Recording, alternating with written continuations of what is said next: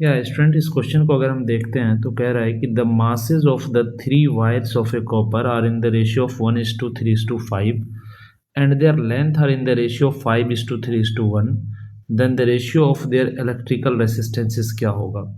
तो बेसिकली यहाँ पर मास का रेशियो यानी m1:m2:m3 हमें दे रखा है कि 1:3:5 है, और लेंथ का रेशियो यानी L1:L2:L3 अपने को दे रखा है कितना 5:3:1 दे रखा है। और हमसे पूछा गया है कि रेसिस्टेंस यानी R1:R2:R3 कितना होगा पता करिए। तो हम एक काम करते हैं, सबसे पहले R1 और R2 पता करते हैं। तो देखिए रेसिस्टेंस जो होता है, रेसिस्टेंस इज डायरेक्टली प्रोपोर्शनल होता है L²/M के। तो अगर हम R1/R2 निकालते हैं तो वी कैन से ये हो जाएगा L1² M1 इंटू M2/L2² हो जाएगा, और we can say this will भी हो जाएगा सर L1/L2 का होल स्क्वायर इंटू M2/M1।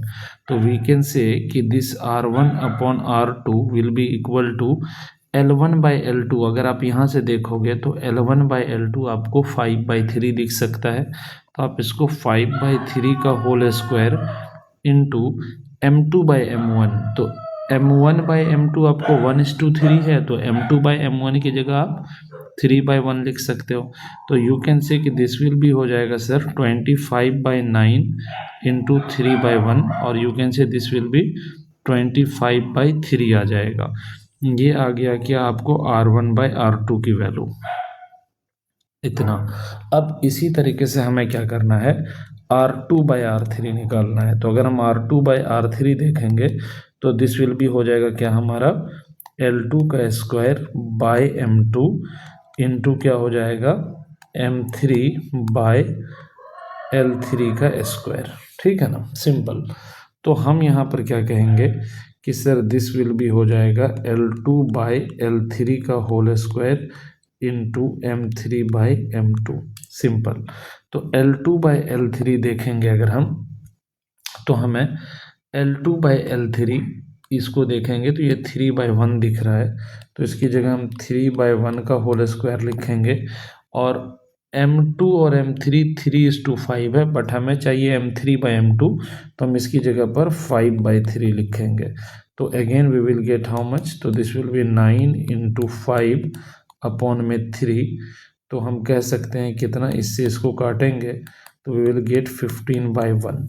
तो हमें ये दो डेटा मिल गया है। एक तो मिला हमें क्या R1:R2 बराबर कितना मिला 25:3, और एक अपने को मिला R2:R3 जो कि बराबर आया कितना 15:1। इसको इस तरीके से लिखेंगे, और ये तीन क्वांटिटी का रेशियो पता करने का अपना फंडा है कि इसको इससे मल्टीप्लाई करना है, देन इसको। ठीक है ना, सिंपल ये तरीका हम अपनाएंगे। तो अगर हम इसको करते हैं तो ये हमारा आ जाएगा कितना 25 इंटू 15 हो जाएगा क्या 3:15, और हो जाएगा क्या 3।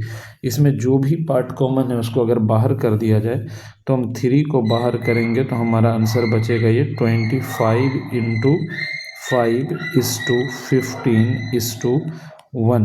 तो कॉमन पार्ट तो रेशियो में गायब हो जाता है, तो हमारा बचेगा रेशियो जो आएगा वो आ जाएगा 125:15:1।